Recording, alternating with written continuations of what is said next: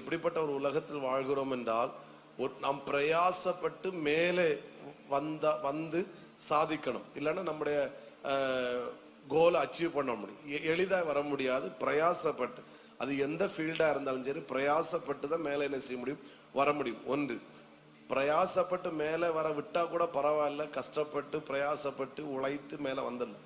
நம்ம ஒரு பக்கம் ஒரு குழியில இருந்து எப்படியாவது மேலே வந்துடலான்னு கஷ்டப்பட்டு மேலே ஏறும்போது, ஆமேன், அதே கஷ்டப்பட்டு தான் மேலே வரோம். லிஃப்ட்லயோ எக்ஸலேட்டர்ல ஒன்றும் வரல, லிஃப்ட் கஷ்டப்பட்டு தான் மேலே வரணும்.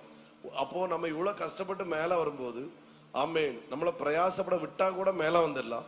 இன்னொரு கூட்டம் மேலே வர விடாதபடிக்கு கீழே என்ன செய்யும், பிடித்து கீழே தள்ளி போடும். அப்போ ரெண்டையும் ஓவர்டேக் பண்ணணும். ஒன்று, பிரயாசப்பட்டு மேலே வரணும். ரெண்டு, கீழே பிடித்து தள்ள விடுகிறதையும் அதையும் மேற்கொண்டு தான் என்ன செய்ய முடியும், மேலே வரணும்.